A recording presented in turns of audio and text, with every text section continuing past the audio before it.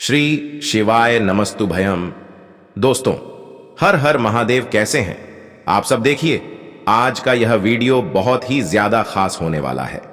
हिंदू धर्म में शीतला अष्टमी का व्रत हर वर्ष चैत्र माह के कृष्ण पक्ष की अष्टमी तिथि को रखा जाता है। इस त्योहार को बसोड़ा अष्टमी के नाम से भी जाना जाता है। शीतला अष्टमी के दिन स्वच्छता और आरोग्यता की देवी मां शीतला की पूजा और व्रत करने का विधान है। धार्मिक मान्यताओं के अनुसार शीतला अष्टमी पर्व के मौके पर पूजा और व्रत करने से लोगों को कई बीमारियों से मुक्ति मिलती है और लंबी आयु का वरदान प्राप्त होता है। इसके अलावा इस व्रत की शुरुआत सप्तमी तिथि से ही हो जाती है। पंचांग के अनुसार शीतला अष्टमी का व्रत इस साल 2 अप्रैल को रखा जाएगा। शीतलाष्टमी का व्रत होली से ठीक 8 दिन बाद आता है। इसमें शीतला माता की पूजा की जाती है। शीतलाष्टमी के दिन मां शीतला को बासी ठंडे खाने का भोग लगाया जाता है, जिसे बसोड़ा कहा जाता है। इस दिन बासी खाना प्रसाद के तौर पर खाया जाता है। ऐसी मान्यता है कि इस दिन से खाना बासी होने लगता है। कई लोगों के यहाँ शीतला सप्तमी तो कई लोगों के यहाँ शीतला अष्टमी मनाई जाती है। कुछ लोग होली के बाद सोमवार को भी शीतला माता का पूजन कर लेते हैं। चैत्र माह के कृष्ण पक्ष की अष्टमी तिथि 1 अप्रैल को रात 9 से शुरू होगी और अष्टमी तिथि 2 अप्रैल को रात 8 तक रहेगी। ऐसे में उदया तिथि के अनुसार शीतलाष्टमी का पर्व 2 अप्रैल को मनाया जाएगा। शीतलाष्टमी व्रत के दिन सुबह जल्दी उठकर ब्रह्म मुहूर्त में स्नान करें और व्रत का संकल्प लें। एक थाली में एक दिन पहले बनाए गए पकवान जैसे मीठे चावल, रोटी आदि रख लें। पूजा के लिए एक थाली में आटे का दीपक रोली, हल्दी, अक्षत वस्त्र, बड़कुल की माला, मेहंदी, सिक्के आदि रख लें। इसके बाद शीतला माता की पूजा करें। माता शीतला के नाम का दीपक जलाएं और उन्हें जल में अर्पित करें। वहां से थोड़ा जल घर के लिए भी लाएं और घर पर आकर उसे छिड़क दें। माता शीतला को यह सभी चीजें अर्पित करें। फिर परिवार के सभी लोगों को रोली या हल्दी का टीका लगाएं। यदि पूजन सामग्री बच जाए तो गाय को अर्पित कर दें। इससे आपके जीवन में खुशहाली बनी रहेगी। ऐसी मान्यता है कि माता शीतला की आराधना करने से बच्चों को दुष्प्रभावों से मुक्ति मिलती है। माता शीतला की आराधना से व्यक्ति को बीमारियों से मुक्ति मिलती है। इस दिन शीतला माता को बासी भोजन का भोग लगाने की परंपरा है। शीतलाष्टमी के दिन ताजा भोजन नहीं पकाया जाता है। एक दिन पहले ही मीठे चावल, राबड़ी, पुए, हलवा, रोटी आदि पकवान तैयार किए जाते हैं, जिनका भोग अगले दिन यानी शीतला अष्टमी के दिन देवी को चढ़ाया जाता है, जिसका अपना अलग महत्व होता है। शीतला माता की कृपा से आपके परिवार में संतान की लंबी आयु के लिए आप कामना कर सकते हैं। देखो, आज के इस पूरे वीडियो में हम 3 महा उपाय के बारे में बात करेंगे। ये तीनों महा उपाय पूज्य गुरुदेव की ही कथा सुनकर के समझ करके समझाने का प्रयास कर रहा हूं। लेकिन उससे पहले आप सभी से रिक्वेस्ट करता हूं, चैनल पर अगर आप पहली बार आए हो तो चैनल को जरूर सब्सक्राइब करना और कमेंट में जय शीतला माता जरूर लिखना। देखो, सबसे पहला उपाय है पप्पल। आज के दिन आपको नीम के पेड़ के वहां पर, नीम का पेड़ भी कौन सा होगा? कड़वा नीम का पेड़, ठीक है। जब आप शीतला माता को देखते हैं तो वो एक हाथ में नीम के पत्ते लिए हुए हैं। नीम के पत्ते ही आपके सारी बीमारियों को दूर करने वाला है। आज के दिन आप क्या करोगे? तांबे का पात्र लेना, उसके अंदर जल भरना, ठंडा जल, ठीक है, क्योंकि आज के दिन शीतला माता को ठंडी चीजें ही आप अर्पित कर सकते हैं। तो आप क्या करोगे? तांबे के पात्र के अंदर या कोई भी स्टील के पात्र के अंदर जल लेना, थोड़ा सा गुड़ लेना, आप साथ में अक्षत के दाने यानी कि चावल के दाने आप लेंगे, ठीक है। साथ में आप वह साबुत धनिया जो आता है ना, वो आपको लेना है। थोड़ा सा आप सिंदूर लेंगे, एक चुटकी हल्दी लेंगे।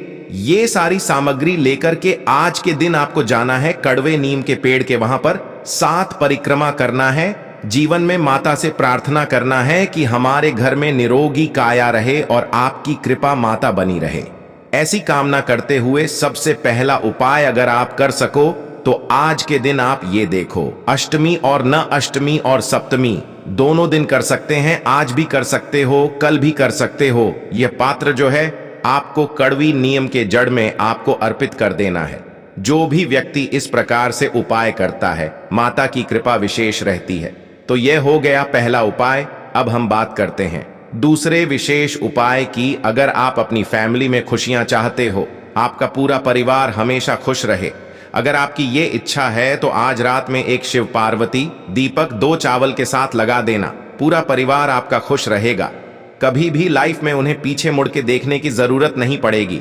जो कि पूज्य गुरु जी की कथा से सुन के बहुत अच्छे से आपको समझाऊं, तो वीडियो को पूरा देखिएगा ताकि चीजें आपको बहुत ही आसानी से समझ में आ। ठीक है, वीडियो को शेयर करिएगा ज्यादा से ज्यादा और सभी लोग वीडियो को पूरा देखा करिए। ठीक है ना, चलो समझते हैं। स्क्रीन पे सबसे पहले आपको चावल के दाने दिख रहे होंगे। आपको 2 चावल के दाने लेने होंगे। कितने? सिर्फ और सिर्फ 2 चावल के दाने लेना। साथ ही साथ एक आपको दिया लेना है, यानी कि दीपक लेना है। अब ये जो दीपक लोगे ना, वो आपको घी का दिया लेना है, और वो भी लंबी बत्ती का दिया लेना। गोल बत्ती का दिया या नहीं, लंबी बत्ती का दिया लेना।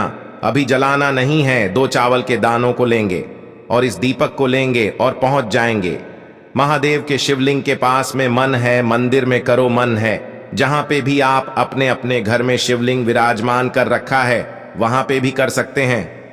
ठीक है, समझने की कोशिश करिएगा। शाम का टाइम हो, प्रदोष काल का समय हो, वहां पे जाएंगे और उस दीपक को भोले शंकर के शिवलिंग के पास में रखेंगे, लंबी बत्ती का दिया। अब कहोगे भैया देवताओं के सामने तो गोल बत्ती लगता है, आप लंबी बत्ती क्यों बता रहे हो? तो सुनो, यह उपाय हम किसके लिए कर रहे हैं? अपने परिवार की तरक्की के लिए। चाहे धन संपदा को लेके हो, आयु को लेके हो, या फिर किसी भी चीज को लेके हो। तो जब किसी भी चीज में इंक्रीमेंट करना होता है, बढ़ोतरी करनी होती है, तो लंबी बत्ती का दिया। और यह लंबी बत्ती का दिया आपको किसके नाम का लगाना है? भगवान कुबेर के नाम का लगाओगे। किसके नाम का? भगवान कुबेर के नाम का लंबी बत्ती का दिया घी का भोले शंकर के शिवलिंग के पास लगाएंगे। अब बात आती है भैया, जो आपने 2 चावल के दाने दिखाए हैं, उन दोनों चावल के दानों को क्या करेंगे? इसी जलते हुए दीपक में अपने पूरे परिवार का नाम और गोत्र बोल करके इन्हीं दोनों चावल के दानों को एक एक करके डाल देना, और कुछ भी करने की जरूरत नहीं है।